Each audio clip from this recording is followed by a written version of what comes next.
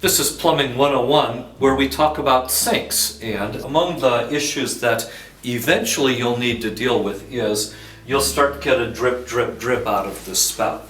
You can get water to accumulate on the shoulder of the sink as well, and I'll show you why that would occur, but it is much more common to get the drip, drip, drip out of the faucet. And so the first thing that you need to do is remove these handles, and that's easy enough. There's a little plug here. This one is red because it's the hot water, and there's a blue one on this side, and that plug just pulls out of there like so. Again, I'm going to close that drain so I don't lose this. And then, these are your Allen wrenches, and you've got to find the right size. I've already selected it. It goes in here like so. There's a set screw in here, and I'll get this engaged, and I just loosen that screw in order to then lift this handle off of here. It's going to take a couple turns in order to get this off. And if you're lucky, the set screw will not actually come out of there. It will go loose, just like this here. And it reveals the stem here. So this is step number one, is to take the handle off. And to show you what comes next, we're going to use a faucet that is not installed. It's the same mechanism, but this will be easier for everyone to see. Before we do the next thing, however, down underneath we need to shut off the supply. You just turn this knob to the right. Believe me, if you forget to do that when you do the next step, you'll have a gusher and you'll remember to go back and shut the supply off. What we've done already is simply taken the handle off. On a faucet like this, you just pop the insert here out, and there's a screw there holding the handle onto that stem, and that's what we've done over here. Next step after that, with your adjustable wrench, you see this is squared off. You want to remove this bright work here, and it will expose the body of the faucet like this. And I just want you to see, when this is in proper place, there's a little notch here and a little white tab that goes into that notch in the brass. We'll need to line that back up when we put this back together. Next step is we've got to get that stem out of there, and it's a little stiff, so what I've done on this side, I've removed that bright work, I put the handle back on so I have something to grab, and now I've pulled this out, and what you'll see is this is the cavity where the supply of water comes in, and this is the faucet mechanism here. Let's look at this first.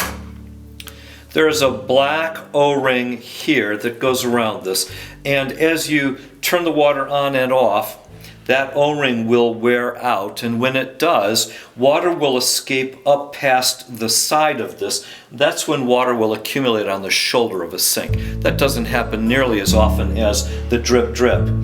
These holes here, or the solid piece, will either line up with or they will obstruct. You see the black ring in there? That's where the supply of water comes, and as you open and shut this faucet, you line up with that black supply. The water comes through that supply, and it goes through these holes here, and it comes out the spout. And when the faucet is drip, drip, dripping, it's because the black washer inside here has gotten worn. So we're going to replace that. I'm going to show you how. Remember, the supply has been turned off. This cavity will be full of water, and so you'll take a paper towel or a rag and you'll soak up the water inside there, and then using your needle-nosed pliers, what we want to do is remove the black washer from inside. And then, I don't know if you can see it, there's a little silver metal piece that is inside there as well, and we need to get that out also. So I'm going to set this washer to the side, and I'm going to grab this middle piece here. What this is, it's a spring, and the way this works is this spring fits under that washer, just the cap goes over it like so, and the spring helps hold the washer tight up against the base of that plate. And over time, the rubber here will wear out. This will actually get cupped, and the spring will lose its tension. So when you replace the washer, you replace both the black piece, the cap, and the spring. They are sold as a matched set at the hardware store. At the hardware store, they're going to have a little case somewhere back in the plumbing department with all these drawers. You'll pull the drawer out and open the lid, and inside will be little cubby holes, and in each cubby hole will be a different size washer and spring. You'll ask the helpful hardware person to help you find the right spring and washer, matched set. They'll probably cost you 50 cents. And so you'll buy replacements, and frankly, if I was doing this, I'd do both the hot and the cold at the same time. So take these to be sure you get the proper sized replacements, and buy 2 sets, bring them home, and then we're just going to reverse the process. That's the challenging part of this, because first, you'll notice that the spring has to go into the washer in the right direction. If it's upside down, that cap will not fit on it. So first, you've got to get it in the right direction. And that's important, because then we've got to get both of these back in that hole in the right direction as well.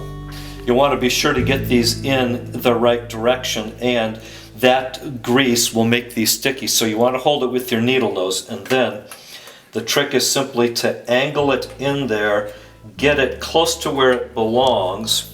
You see, it's not quite in place, but it's close enough that I can now take my finger and push it in place.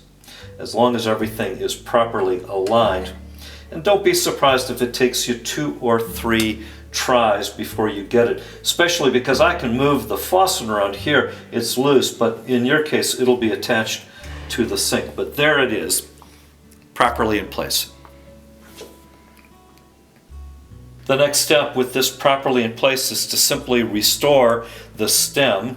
I'm going to slide this in here, and then remember, I want to be sure that I get the notches here and here into the proper position, so that when I take the Brightwork and I screw it down, it will go all the way down flush with the body of this faucet. And if I got that in and I tighten it up good and tight, then I'll turn the supply back on, and if everything worked properly, I will not have a gusher. If the water comes flowing out of here, that means we didn't get that seated properly. We need to turn the water off and go back and be sure all the pieces are back in place where they belong. And then the final step is to simply take the handle and put it back on here, using the Allen wrench to use on the set screw to twist it back into place to hold it tight. And then hopefully you didn't lose your little rubber cap. That's in place where it belongs, that you push back in that hole. Done.